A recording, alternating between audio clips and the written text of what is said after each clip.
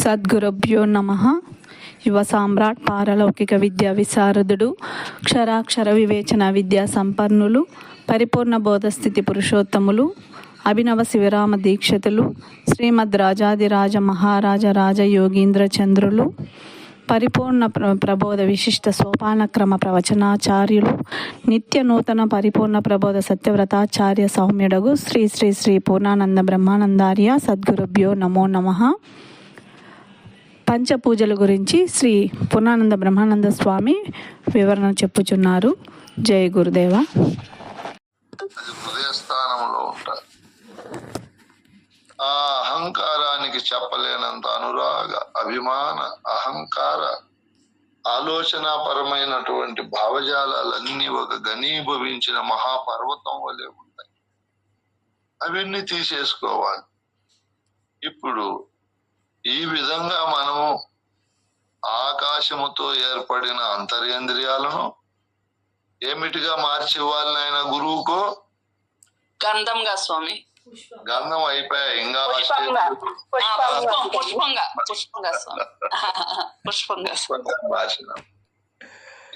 ఇప్పుడు అంత సురుకుండల్లా ప్రథమంగా చెప్పాలని ఆలోచన మంచిదే.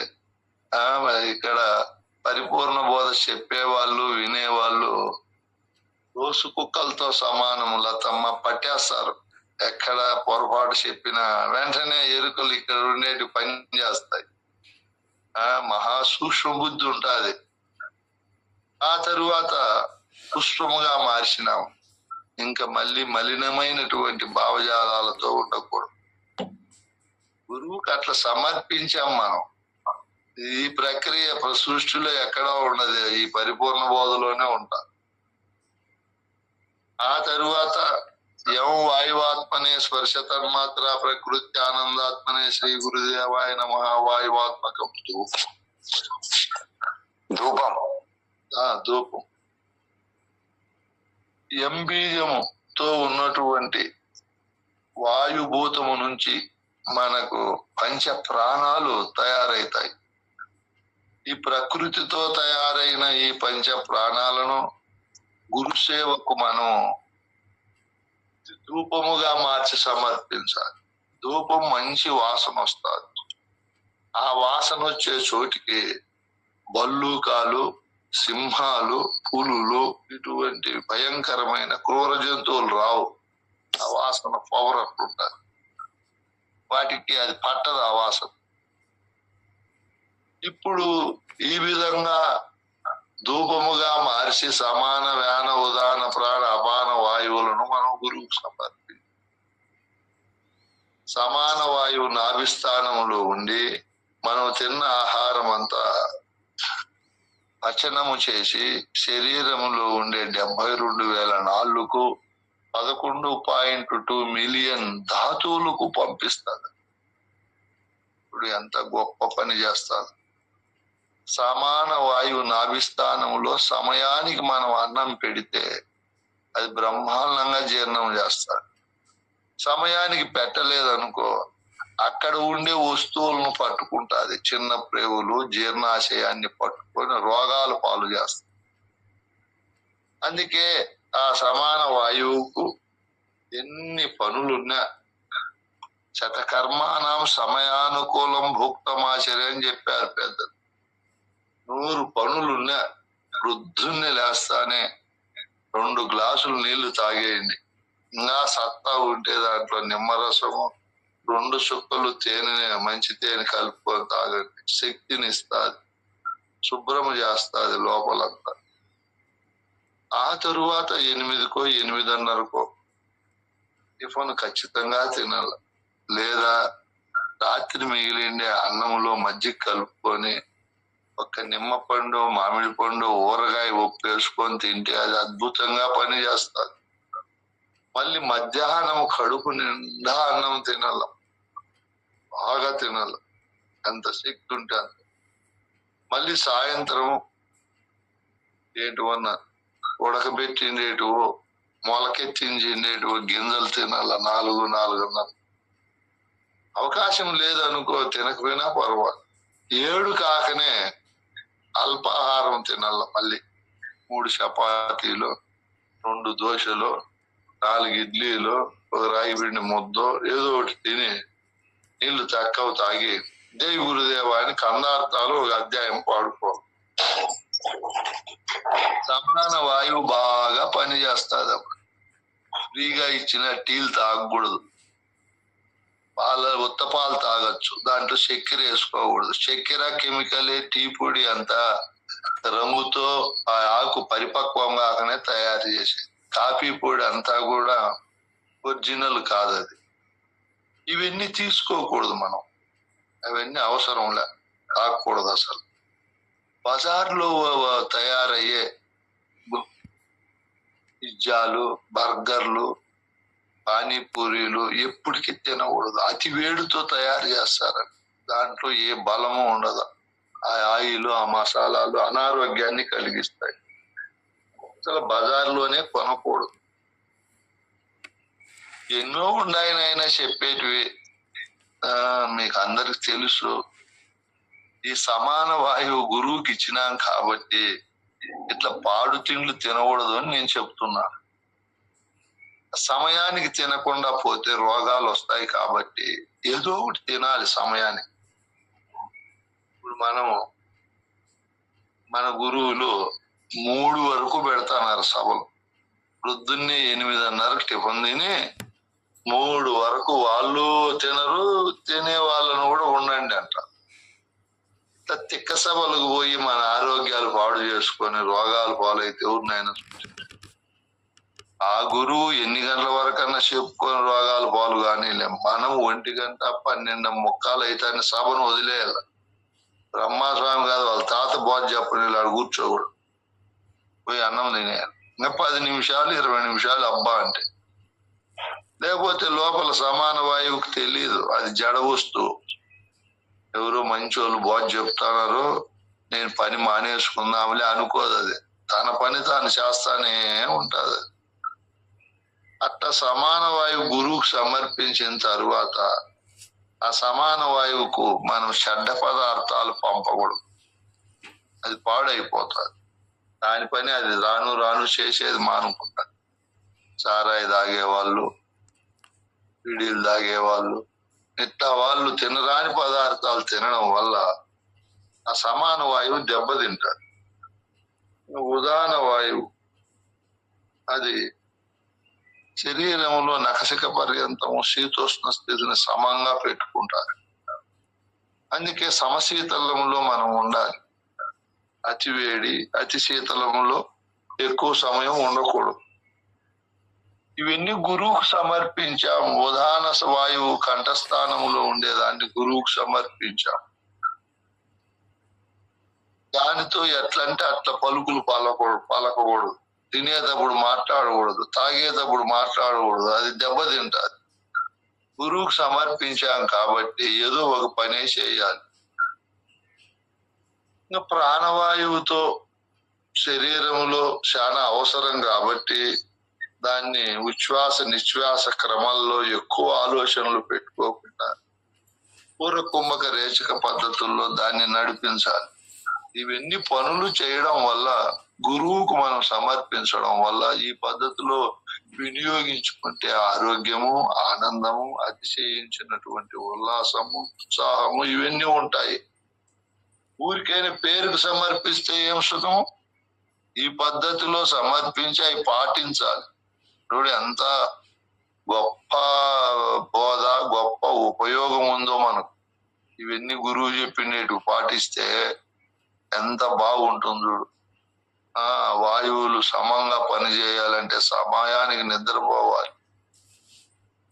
మానవునికి అత్యంత ఉపయోగము, శరీరానికి అవసరము నిద్ర. ఎక్క పూజలు పెట్టుకొని రయ్యంత భజనలు చేసుకొని మేలుకోకూడదు. 10 అయిపోతానే, లేదా 11, లాస్ట్ అంటే 12. 12కు మైకులు ఆఫ్ చేసేయాలి, నిద్రపోమని చెప్పాలి. తెలుసో తెలియకో వాళ్ళు భజన చేస్తాము, ఇంకా బోధ చెప్పు స్వామి అంటే వద్దునైనా, మీకు తెలియదు. నిద్ర మేలుకోవడం వల్ల అలసట వస్తుంది. 3 రోజులు మళ్ళా అలిపిపోదు, ఆ శక్తి రాదు మళ్ళా. అది రీఛార్జ్ కాలేదు అని చెప్పి గురువు అన్ని నేర్పాలి శిష్యునికి. మా తెక్క గురువులు కొంతమంది ఉన్నారు, 2-3 దొరికితే వాళ్ళనేమో ఆపొద్ది కైలాసానికి తీసుకుపోయినట్టు తెల్లారులు నిద్రపోనీయకుండా పెట్టుకుంటారు. చర్చలు, వాదాలు ఏమో వీళ్ళు మా వెంటనే ముక్తిని కలిగించేటట్టు. ఇవన్నీ చేయకూడదు. నిద్ర మనిషికి సుఖాన్ని, శాంతిని, చాలా ఆరోగ్యాన్ని బాగా కలిగించేది కాబట్టి సమయానికి నిద్రపోవాలి. మా గురువు చెప్పాడు సుబ్బరాయుడు స్వామి లాస్ట్ లో, నేను నిద్రలు మేలుకొని ఇట్లా రోగాలు పాలైనా మీరు ఎట్టి పరిస్థితుల్లో 10-12 అయితే మేలుకోవద్దండి, నిద్రపోండి. నేను ముందు అనుకున్నా ఎవరు ఆ బోధతో కడతేరలేరు, అది అయ్యే పని కాదు. తెలివైనోడు పట్టుకుంటాడు, తెలివినోనికి 50 రోజుల నిద్ర మేలుకునేవాడు పట్టుకోలేడు. ఆయన అనుభవంతో చెప్పాడు. ఈ విధంగా మనము మన సాంప్రదాయంలో భక్తులను అందరినీ కూడా ఆరోగ్యంగా ఆనందంగా ఉండేటట్లు కూడా బోధలు చెప్పాలి. ఆ తరువాత మనం రం తేజాత్మనే రూపతన్మాత్ర ప్రకృత్యానందాత్మనే శ్రీ గురుదేవాయ నమః తేజాత్మకం దీపం సమర్పయ. ఇక్కడ అంటే అతి అద్భుతమైన భూతము అగ్నిభూతం. ఆ భూతముతో మనకు తయారైండేటివి జ్ఞానేంద్రియాలు. ఇవి జ్ఞాన జ్యోతులుగా దీపంగా మార్చి గురువుకు సమర్పించాలి. ఏం మాటలు చూడు ఈ మాటలు. శబ్దం అనే ప్రకాశముతో చెవి వెలుగుతాది, స్పర్శ అనే ప్రకాశముతో చర్మం ప్రకాశిస్తాది, రూపం అనే అద్భుతమైనటువంటి వెలుగులో కన్ను ప్రకాశిస్తాది, రుచులతో నాలుక, వాసనలతో ముక్కు ప్రకాశిస్తాది. ఇప్పుడు ఈ శబ్ద, స్పర్శ, రూప, రస, గంధములే ఈ 5 జ్ఞానేంద్రియాలకు జ్యోతులు. శబ్దాలు గురువు మాటలు తప్ప, గురుబోధకు సంబంధించినవి తప్ప, లేదా లౌకికంగా ఎంతో విలువైనవి తప్ప వినరాదు. ఎందుకు అంటే లోపల ఈ 5ంటిని సమన్వయము చేసి 5ంటి ద్వారా వచ్చే జ్ఞానాన్ని పదిలపరుచుకునే మనస్సు ఉంది. ఏవంటే అవి వినడం వల్ల మనస్సులో స్టోరేజ్ అయి అవే గుర్తుకొస్తాయి. నిద్రలు అవే కళ రూపంలో కూడా వచ్చి మనల్ని కలత పెడతాయి. అందుకే గురువుకు చెవులను సమర్పించిన తరువాత దీపంగా వాటికి అజ్ఞానం అనే చీకటిని రాకుండా ప్రకాశం ఉండాలి అంటే ప్రకాశించే చోటికి నిశాచర జీవులు రాలేవు. వెలుగు ఉండే చోటు, వెలుగు లేని చోటికే వస్తాయి అవి. నిశాచరమైన జీవులనే భయంకరమైనటువంటి దుర్గుణాలు కలిగినటువంటి విషయాలన్నీ మనలోకి ప్రవేశించకుండా ఉండాలంటే ఎప్పుడు గురు శబ్దాలే వినాలి. గురు సన్నిధానములో స్పర్శనే కోరుకోవాలి. ఎప్పుడు గురువును, గురువుకు సంబంధించిన గ్రంథాలనే నేత్రాలతో దర్శించాలి. ఆ ఋషులే ఋషిగా మనం పెట్టుకోవాలి, ఆ వాసనలే వాసనలుగా మార్చుకోవాలి. ఈ శబ్దస్పర్శ రూప రసగంధాదులతో జింకలు, ఏనుగులు, చిన్న చిన్న పురుగులు, ఒక చేపలు మరియు మిడుతలు, తుమ్మెదలు అవి చనిపోతాయి. అంటే ఈ మనస్సు అనే దానికి చావు వస్తుంది, అజ్ఞానములో బలీయమవుతుంది. ఇదంతా పోవాలి అంటే మనం ఖచ్చితంగా ఈ శబ్దస్పర్శ రూప రసగంధాదులను గురు సన్నిధానానికి, గురువు యొక్క కార్యక్రమాలకే వినియోగించాలి. ఏమిటిగా మార్చిన ఆయన? జ్ఞానేంద్రియములుగా మార్చిన ఆయన. జ్ఞానేంద్రియములనే ఏమిటిగా మార్చాలి?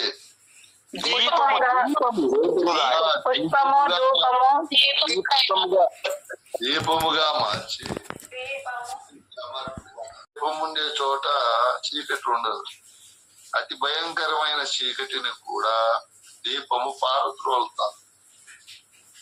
దీపం ఇచ్చి గురువు చీకటి ఉండే చోట పెట్టరా పోరా, వాడు అతి భయంకరమైన అమావాస్య, కరెంటు పోయింది, పోయి 1 రూమ్ లో పెట్టినాడు. చీకటి ఉంటుందే పోతుందని ఆయన చీకటి పోతుంది అంటారు, ఆ పదం తప్పు, అట్లా వాడుకలో అంటారు. చీకటి సర్వనాశనం అవుతుంది, లేకుండా పోతుంది. అట్లే అజ్ఞానం అనేది ఎంతో కాలము నుంచి ఉన్నటువంటిది నశించిపోతుంది. అందుకే గురువుకు వీటిని సమర్పించిన తరువాత వాటికే వినియోగిస్తారు. ఇంకా సర్వాత్మనే సర్వతన్మాత్ర ప్రకృతి ఆనందాత్మనే శ్రీ గురుదేవాయ నమః సర్వాత్మకం సర్వోపచార పూజాను సమర్పయ. అది బాధపడతాది, నన్ను వదిలేసినావా బ్రహ్మానంద రెడ్డి, నేనేం పాపం చేశాను అని. అది ఎంతో బాధపడుతుంది. మీరు గురువు ఆ భూతానికి కోపానికి గురి కాకూడదని మీరు ఎత్తిచ్చినారు. చాలా సంతోషం అమ్మా. అంబాత్మనే రసతన్మాత్ర ప్రకృతి ఆనందాత్మనే శ్రీ గురుదేవాయ నమః అంబాత్మకం అమృత నైవేద్యం గురువుకు అమృత నైవేద్యం సమర్పిస్తున్నారు. మామూలుగా మృత నైవేద్యము అమృత నైవేద్యం అని రెండు ఉంటాయి. మృతము అంటే చావు ఉంటుంది దానికి. మనం అన్నం పెడతాము గురువు ప్రసాదంగా, అది ఒక 6 గంటలు 7 గంటల తరువాత అది మహా నైవేద్యంగా ఉండేది అది పాడైపోతుంది, మలముగా మారిపోతుంది. ఇక్కడ అమృత నైవేద్యం అంటున్నాడు ఆయన. ఇక్కడ జలానికి బీజం ఏమి? జల బీజము వంబీజం. వంబీజముగా కలిగిన భూతము జలభూతం.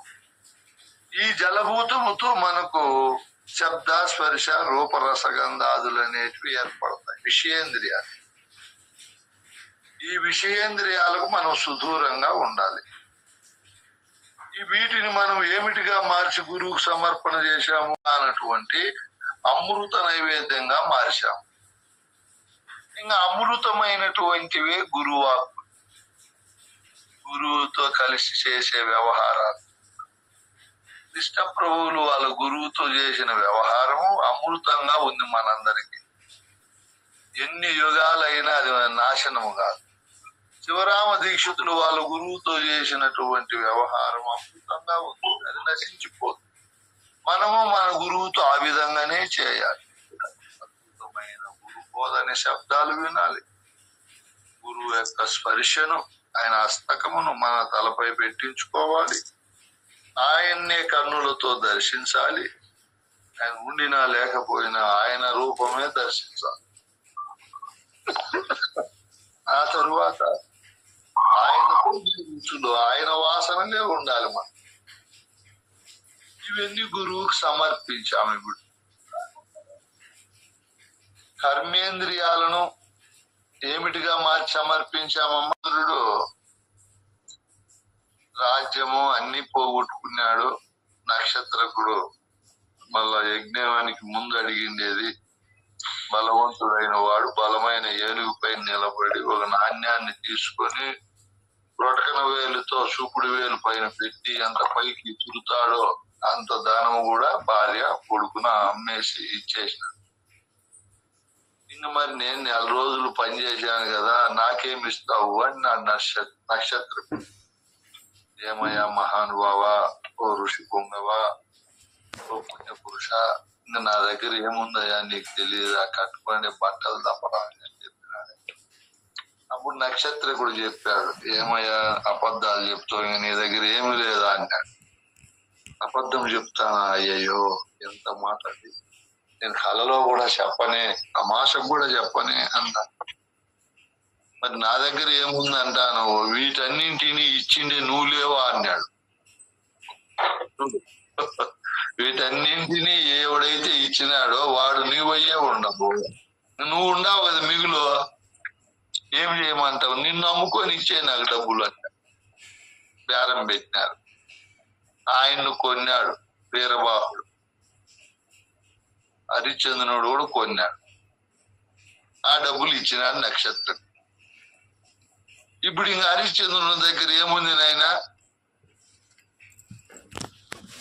ఏమీ లేదు.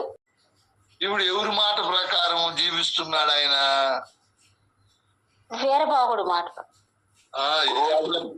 ఓనర్ మాట ప్రకారము హడావుడిగా ఆయన ఏదో చెప్పిండే సుంకాలు వసూలు చేసుకుంటా వచ్చిండే శవాలను కాల్చుకుంటా జీవిస్తూ. ఇప్పుడు మనము హరిశ్చంద్రుని కంటే గొప్పవాళ్ళం. ఆయన ఒక పద్ధతిలో సమర్పించాడు, మనం జ్ఞాన పద్ధతిలో సమర్పించాం. వీటన్నింటినీ సమర్పించిండే వస్తువు ఉంది. సర్వాత్మనే సర్వతన్మాత్ర ప్రకృత్యానందాత్మనే శ్రీ గురుదేవాయ నమః సర్వాత్మకం సర్వోపచార పూజాన్ సమర్పయామి. సర్వ పూజలు చేసి పూజనగా తనను తాను సమర్పించుకోవడం, ఏమీ లేకుండా పోయేదాన్ని పక్క తెలుగులో పూజనగా ఏమీ లేకుండా పోవడమే పూజ. అన్ని సమర్పించుకుంటూ చివరికి సమర్పించిన దాన్ని కూడా అది అన్నిటికీ సర్వాత్మని, అన్నిటికీ ఆత్మది. కర్మేంద్రియాలకు పైన అదే, అంతరేంద్రియాలకు అదే, పంచప్రాణాలకు, జ్ఞానేంద్రియాలకు, విషయేంద్రియాలకు అన్నిటికీ పై వస్తువు అది. ఇప్పుడు సృష్టిని చూసేకి ఇంద్రియాలు ద్రష్టలు.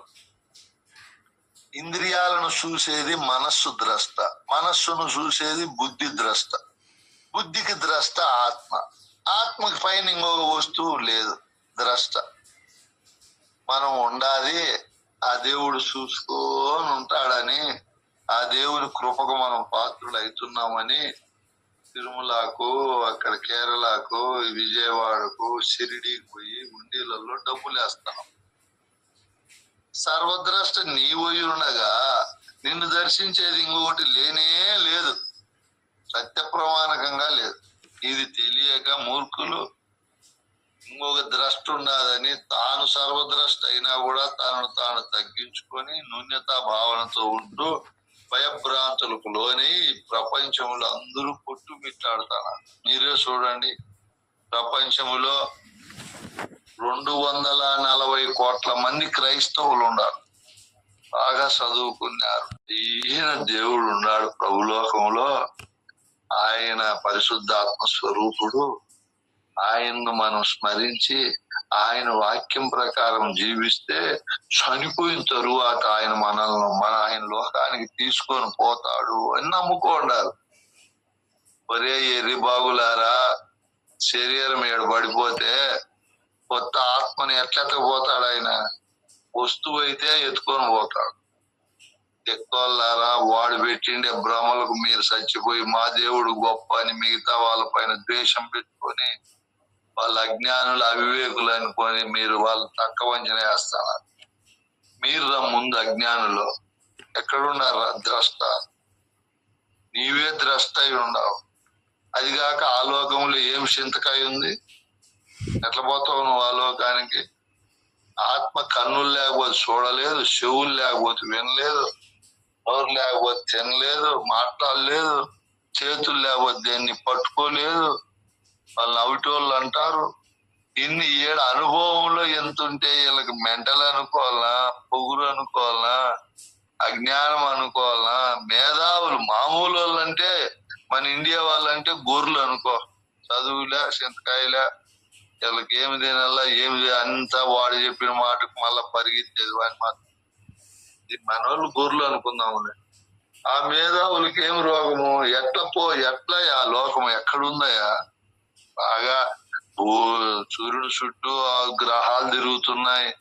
ఈ భూమికి ముందు వెనుకల గ్రహాలు లేకే పోలేకని ఉండాడు, అంత దూరంగా ఉండా ఏవి ప్రభులోకానికి ఎట్టరా పోయేదే? ఈ పిల్ల అట్లా ఇవేమన్నా నిజమా? ఏం పని చేస్తాడు ఆ లోకంలో? ఈ లోకములో ఇంత అరటి పండ్లు, జామ పండ్లు, మామిడి పండ్లు, సీనా పండ్లు, పనస పండ్లు, రకరకాల పండ్లు ఉన్నాయి, రకరకాల బట్టలు ఉన్నాయి, బంగారు ఉంది, బ్రహ్మాండమైన త్రిబులు డబుల్ బెడ్రూమ్ ఉంటాయే. ఇవన్నీ కాదని మళ్ళా అక్కడ పోతానామంటే భ్రాంతి పుట్టించినారంటే ఏమనుకోవాల్సి ఉన్నాయన? సర్వద్రష్టవు నీవయ్యే ఉండవు, నిన్ను దర్శించేది ఇంకొకటి లేనే లేదు. వినపడుతుంది నాయన? 180 కోట్ల మంది మహమ్మదీయులు ఉన్నారు. వీళ్ళు పైన దేవుడు ఉన్నాడని ఆయనకి అల్లా అని పేరు పెట్టి నిర్గుణుడు నిరాకారుడు ఆయనే సృష్టిని అంతా సృష్టించాడు చూస్తున్నాడు. ఆయనకు దయకు మనం పాత్రులమయ్యి 5 సార్లు నమాజ్ చేయాల, ఆయన స్మరించని వాళ్ళని చంపేయాలని చంపేస్తాను. ఎన్నో రకాలుగా సృష్టిని బాధ పెడుతున్నారు మిగతా మతస్థులు. ఎన్ని రకాలంటే అన్ని రకాలు. వాళ్ళ పిచ్చి అట్లు. ఎక్కడున్నాడు సర్వద్రష్ట? నీవయ్యే ఉండవు. ఇక్కడ చెప్పాడు ఆయన మహానుభావుడు. శంకరాచార్యులు చెప్పిండే మాటలు ఇవన్నీ. సర్వాత్మనే. అంటే పరమాత్మ బీజం అని. అది అన్నిటికీ ఆత్మగా ఉంది. ఆ ప్రకృతిని పోషిస్తాది, ప్రకృతిని ప్రకాశింపజేస్తాది. అన్నిటికీ ఆత్మగా ఉన్నటువంటి ఆ వస్తువునే గురుదేవా నీకు నేను సమర్పిస్తాను, ఇంకేముంది మిగులు ఏమీ లేదు.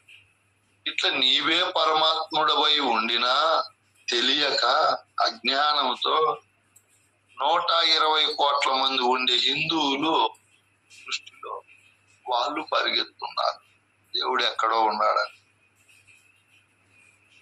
50 కోట్లతో ఉండే బౌద్ధులు వాళ్ళు ఇంకొక విధంగా పరిగెత్తున్నారు. 60 లక్షలతో ఉండే క్రైస్తవులు, 3 కోట్లతో ఉండే సిక్కులు, వీళ్ళందరూ పరిగెత్తున్నారు. నీవే సర్వద్రష్టవై ఉన్నావు, పరమాత్మ స్వరూపుడు వై ఉన్నావు. నీకు మినహా పరమాత్మ సమస్త విశ్వములో, ఈ భూమండలంలో కాదు విశ్వములోనే లేదు నాయన. నీవే పరమాత్మ స్వరూపం, నీవే దేవదేవుడు. ఆ దేవుని కూడా నువ్వు గురువుకు సమర్పించావు. ఎంత గొప్ప భక్తిది, ఎంత ఉన్నతమైనది. ఇట్లా సమస్తము గురువుకు సమర్పించి గురువాక్యములో జీవించడమే గొప్ప. అట్లా మనం గురువాక్యములు ఇప్పుడు జీవిస్తున్నాం కాబట్టి ఎవరు ఏమి మాట్లాడినా వినాలి. మనం మాట్లాడితే అవే మాట్లాడాలి. ఇక్కడ ఎత్తుకొని మనం ఎంత దూరం ప్రయాణం చేసినాం ఈరోజు. రెండో మంత్రాది దేవుడు ఎరుకని, ఆయనే అంటాడని, ఆయనే వింటాడని, ఆయనే కంటాడని, పెడితే ఆయనే తింటాడని, దీనికి మినహా రెండో వస్తువు లేదు. కాబట్టి మనం వినేటప్పుడు వినాలి, చెప్పేటప్పుడు చెప్పాలి, చదివేటప్పుడు చదవాలి, తినేటప్పుడు తినాలి. అట్లా 4 పనులు చేయాలి. మనం వింటాము, మళ్ళా అనలేము. చూడండి, అనండయా అనండయా, తిన్నది కక్కండయా, చెప్పండయా అని నేను చంద్రప్ప స్వామి మొత్తుకుంటున్నాను. మీరు చెప్పడానికి ముందుకు రారు. ఇంక నుంచి అన్నా రాండి. నిన్న బేజారు పడి చంద్రప్ప స్వామి నేను వింటి, ఇంకైతే మంగళారతి ఇచ్చేస్తాములే అనేసి కోపం. మళ్ళీ వచ్చి ఆ మహానుభావుడు ఎవరినైనా వచ్చింది మళ్ళా రాజిరెడ్డి స్వామి మళ్ళీ వచ్చినాడు. ఒక్కసారి పిలుస్తాని క్యూలో ఉండాల. తినే క్యూలో ఉంటాము, సినిమాలు చూసే క్యూలో ఉంటాము, బస్సు ఎక్కే క్యూలో ఉంటాము, అది తోసుకుంటా ఉంటాం. క్యూలో 100 మంది వస్తాను. ఇంకేమి ఎంత అయ్యాడు మేధావులు. ఆడన్నా కట్టుబడి వేసుకొని అక్కడ మలుకొని ఇక్కడ మలుకొని పావులా భాగం అనుకుండ్రి, పావులా భాగం ఇంకా పొద్దుబా కిందాం అనేవాళ్ళు. ఇట్లా ఎట్లా బస్సులు వస్తాయి, రైళ్లు వస్తాయి, వెళ్ళిపోదాం అనేవాళ్ళు. ఇక్కడ అట్లా కాదు కదా. సరే, విభూతుల్లో గొప్ప విభూతులు ఇవి. ఏమినైనా గొప్ప విభూతులు ఏమన్నా టయానికి అంత అన్నం తిన్నాయన ఈ విభూతులు కలిగి ఉండు అన్నాడు. ఇవే ఒరిజినల్ విభూతులు, పరమాత్మ విభూతులు. మనమంతా పరమాత్మ స్థానంలో ఉన్నాం కాబట్టి ఎప్పుడు వినాలి వినాలి వినాలి వినాలి వినాలి. అది తప్పోయిందనుకో ఎప్పుడు చదవాలి చదవాలి చదవాలి. అది తప్పోయిందనుకో వినేది బాయ్, చదివేది బాయ్. చెప్పాలి చెప్పాలి చెప్పాలి చెప్పాలి. ఎన్ని గంటలు చెప్పాలంటే అన్ని గంటలు. నేను 100 కోట్ల గంటలు చెప్పాలని కంకణం కట్టు, 1 కోటి గంటలు వినాలని కంకణం ఇంకా చెప్పలేనన్ని గంటలు చదవాలని కంకణం కట్టుకుంటాను, చెప్పలేనన్ని గంటలు రాయాలని కంకణం కట్టుకుంటాను. నా ఎరుకకు అవే విభూతి. మీరు కూడా ఆ విభూతులే కలిగి ఉండాల. బంధువులతో తిక్కు మాట్లాడేది, ఫోన్లు చేసి ఏం కూర చేసినావు, ఎప్పుడు టిఫిన్ తిన్నావు, అన్న తిన్నాడా లేదా, ఇట్లా తిక్క మాటలు మాట్లాడకూడదు. గురువుకు నోరు ఇచ్చినాం కాబట్టి వాళ్ళకి ఫోన్ చేసినమ్మా, ఏ శ్లోకం నేర్చుకున్నావు, ఏం కందార్థం నేర్చుకున్నావు, నీ కంఠం చాలా బాగుంటుంది చెప్పమ్మా, నిన్న నేను పూజకు పోయాను, అక్కడ అయితే అదే ధర్మవరంలో ఆ బ్రహ్మస్వామి అనుబంధ చతుష్టయం చెప్పాడు, ఆ ఎంగటోనప్ప స్వామి గురువు సాక్షాత్ పరబ్రహ్మం చెప్పాడు. మళ్ళీ బెంగళూరు రవి గారు 4 సాధన చతుష్టయ సంపదలు చెప్పాడు. మళ్ళీ కదిర్ రాజు స్వామి గురుడు బోధించే క్రమం అష్టాంగ యోగాలు చెప్పాడు. మళ్ళా పూర్ణస్వామి వచ్చి తారకం చెప్పాడు. మళ్ళా విశ్వనాథ స్వామి వచ్చి 4 మహావాక్యాలు చెప్పాడు. ఆయన రామకృష్ణప్ప అంటం లక్షణం చెప్పాడు. బెంగళూరు చలపతి స్వామి ఆత్మ సర్వగత లక్షణం చెప్పాడు. మేనమ్మ పరిపూర్ణ బోధ చెప్పింది. అబ్బబ్బా ఎంత బాగా చెప్పారు, నువ్వు రాలేకపోతే పక్క వచ్చింటే ఎంత బాగుండు, ఎంత భోజనాలు చక్కగా పెట్టారు, టిఫిన్ పెట్టారు, ఎన్నిసార్లు టీలు ఇచ్చారు, ఎంత బాగా సౌందర్యంగా ఉండింది అని చెప్పి ఇట్లా మాటలే మాట్లాడుకోవాలి మనం. వేరేటి విమర్శలు అవి చేయకూడదు. ఎరుక విభూతులు అన్ని మంచిగానే ఉండాలి. కృష్ణుడు చూడు ఎంత మేధావో, ఎన్ని విభూతులు చెప్తున్నాడు. ఇంకా ఏం చెప్తున్నాడు నరసింహప్ప స్వామి, దాన్ని నేను యజ్ఞాలలో జపయజ్ఞం అంట ఎప్పుడూ జపిస్తా అంటాడంట. ఇప్పుడు ఏం మాటలు పెడతారో వాళ్ళు. మనం ఎప్పుడు జపిస్తే మీరు కూడా జపించినారనుకో ఈ విద్యను ఎప్పుడు కృష్ణ ప్రభువులు, శివరామ దీక్షితులు వీళ్ళందరికంటే గొప్ప వాళ్ళు అయిపోతాం. స్థావరాలలో హిమాలయం అంటాయి. మళ్ళా వీటికి విశేషార్థాలు చెప్తా లాస్ట్ లో. ఎందుకు హిమాలయం అని చెప్పాడు ఆయన? హిమం అంటే మంచు, చల్లగా ఘనీభవించి ఉన్నతమైన శిఖరంగా కలిగి ఉంటారు. అట్లా మనము కూడా మన హృదయాన్ని చల్లగా పెట్టుకోవాలి. హీటే రాకూడదు, ఎప్పుడు భార్య మీద హీటు రాకూడదు. ముట్టుకోవాలనుకోవాలి, అమ్మ ముట్టుకుంటే కాలిపోతాం అనుకో. తల్లిదండ్రులకు, పిల్లలకు అందరికీ అట్లే ఉండాలి. మనం మంచు పర్వతం వలె చల్లగా ఘనీభవించి మన హృదయం పరమోత్కృష్టంగా ఉంటుంది. చంద్రప్ప స్వామి నీ శిఖరం అట్లే ఉంటుందా చల్లగా? ఎప్పుడు లౌకిక విశేషం నా మానసుడు నేను చెప్పాలి. మనం శ్రీకృష్ణుడు అట్లే చెప్తున్నా. ఇప్పుడు ఎన్నో శ్లోకం చదవాలనైనా మనము.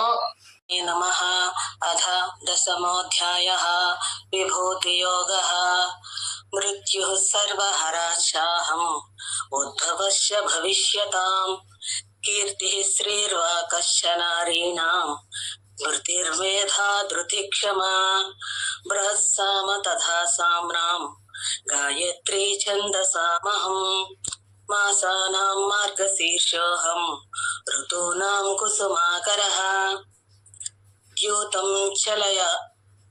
ద్యూతం చలయతామస్మి తేజస్తేజస్వినామహం జయోస్మి వ్యవసాయోస్మి తత్వం సత్వవతామహం. జై గురునాయన. జై గురమ్మా. సవచ్చ భవిష్య కాం కీర్తి శ్రీర్వాక్ష నారీణాం స్మృతిర్మేధా ధృతి క్షమా. ఆయన ఏం చెప్తున్నాడు కృష్ణుడు? నాయన అర్జున, మృత్యువు కూడా నా విభూతుల్లో ఒక విభూతి. కాబట్టి మృత్యువుకి ఎవరు భయపడకూడదు. అది కూడా ఆ గురు ప్రసాదమే. ఆ గురువు గుణాలలో ఒకటి, ఆ గురువు యొక్క లక్షణాలలో ఒకటి, ఆ గురువు యొక్క తత్వాలలో ఒకటి. కాబట్టి మృత్యు అంటే మనం భయపడకూడదు. మళ్ళీ మనం విశేషంగా చెప్పినప్పుడు చెప్తాము. ఇంకా ఆయన ఏం చెప్తున్నాడు? మృత్యు తరువాత రాబోయే రోజుల్లో భవిష్య భవిష్యతాం అంటే జరగబోయే రోజుల్లో ఉద్భవచ్చ, ఉద్భవం అంటే పుట్టుక, మరణము నేనే, పుట్టేవాడను నేనే. మళ్ళీ సర్వము హరించిపోతాయి. సర్వహర అంటే మరణముతో అన్ని హరించిపోతాయి, పుట్టుకతో అన్ని ఏర్పడతాయి.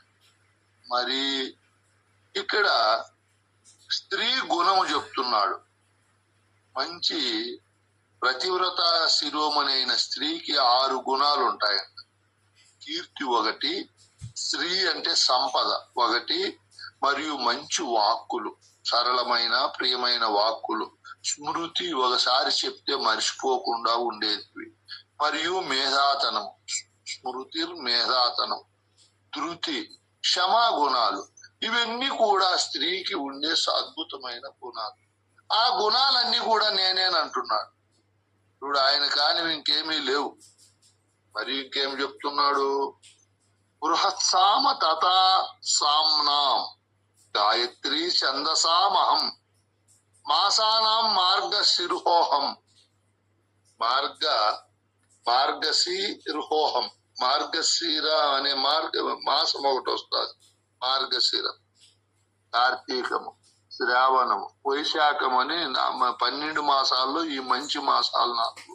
ఇందులో మార్గశిర మాసం నేనేనంటున్నా.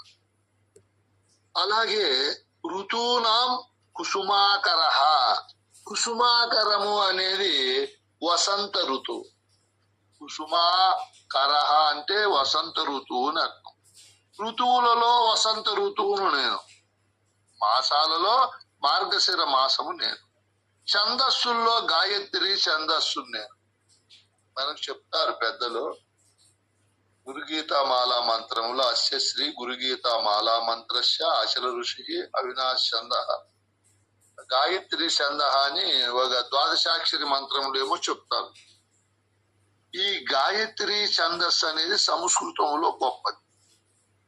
ఇప్పుడు ఎన్ని తెలిసినా ఈ మహానుభావునికి, ఋతువుల్లో ఏ ఋతువు, మాసాలలో ఏ మాసమో, ఛందస్సుల్లో ఏ మాసమో, మరియు ఇక్కడ సమాసాలలో బృహత్సామ తథా సామ్నాం అంటే సామ్నాం అంటే సామగానాలలో, బృహస్సామ అంటే బృహస్సామాన్ని అంటే గానం, అది చాలా గొప్పగా ఉంటుంది. బృహస్సామ గానం అనేది ఆ గానం అంట ఆయన.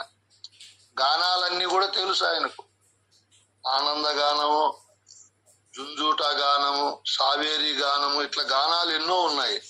ఆ గానాలలో ఈ బృహస్సామ గానం అనేది చాలా అద్భుతంగా ఉంటుంది. రాతిని కూడా కరిగించేంత గొప్ప గానం ఆ గానం అంట ఆయన. అది గొప్పది, మళ్ళా పెద్దది కూడా అన్ని గానాల కంటే. అది సంపద, అది భగవంతుని సంపదలు. ఇవన్నీ కూడా కృష్ణుడు అర్జునుడికి ఆయన సంపదలన్నీ చెప్తున్నాడు. ఈ గాయత్రి ఛందస్సు అనేది చదవడానికి, అర్థం చేసుకోవడానికి, లయబద్ధంగా చెప్పుకోవడానికి చాలా సూక్ష్మంగా చిన్నగా ఉంటుంది. ఈ మంత్రాన్ని విశ్వామిత్రుడు గాయత్రి మంత్రాన్ని ఈ చందో రూపములోనే చెప్పాడు. ఇవన్నీ కృష్ణుడు తన విభూతులుగా చెప్తున్నాడు. ఇంకా ఏం చెప్తున్నాడు ఆ మహానుభావుడు తన విభూతుల్లో? ఆయన అర్జున యూతం చలయతామస్మి తేజస్తే జస్వినామహం జయోస్మి వ్యవసాయోస్మి సత్వం సత్వవతామహం. ఆయన ఇంకోటి కూడా చెప్తున్నాడు. ద్యూతం అంటే అక్కడ జూదము అని అర్థం. ద్యూతము అంటే జూదం. చలయతాం అంటే మోసం. అన్నిటికంటే మనిషి మోసపోయేది, నష్టపోయేది జూదం. ఆ జూదము కూడా నేనేనంటున్నాడు. మరియు తేజస్వినాం అంటే ప్రతిభ కలిగినటువంటి వాటిలో, చాలా గొప్ప తేజస్సు కలిగినటువంటి వాటిలో, తేజ అంటే ఆ తేజస్సు, ఆ ప్రభావం, ఆ ప్రతిభము కూడా జయ అస్మి, జయాన్ని నేనే అయి ఉన్నాను. ఏమై ఉన్నాను? వ్యవసాయం అస్మి అంటే, వ్యవసాయం అంటే ప్రయత్నం, కష్టపడడం, గట్టిగా లక్ష్య సాధన కోసం నడుము కట్టడం, అది కూడా నేనే అయి ఉన్నాను. సత్వం సత్వవతామహం, అహం అంటే నేను అర్థం. సత్యాలలో సాత్వికమైనటువంటి తత్వము, ఆ సాత్విక గుణము నేనే, సత్వగుణం. మోసాలలో జూదాన్ని నేను, బలపరాక్రమం కలిగిన తేజోవంతులలో ఆ తేజస్సు నేనేను. మరియు ఏదైనా ఒక జయము కలిగినప్పుడు ఆ జయము నేనే, ఆ జయము కోసం ప్రయత్నించే ప్రయత్నము నేనే. ఇంకా మానవుల్లో రజోగుణము ఉండేవాళ్ళు, తమో గుణం ఉండేవాళ్ళు, సత్వగుణం ఉండేవాళ్ళు ఉంటారు. సత్వగుణం ఉండేవాళ్ళు చాలా సరళంగా, ప్రియంగా, చాలా గొప్ప గుణాలతో ఉంటారు. ఆ సత్వగుణము నేనేనంటున్నాడు. చూడు, ఇవన్నీ నేనేనాయన తన విభూతులు ఈ విధంగా చెప్తున్నాడు. మనం కూడా ఆయన విభూతులు వింటున్నాము. మంచి మంచి విభూతులు కొన్నైనా కలిగి మనము మన పెద్దల యొక్క లక్ష్యాన్ని, వారు మన పైన పెట్టుకున్నటువంటి ఆశయాన్ని మనం నెరవేరుస్తూ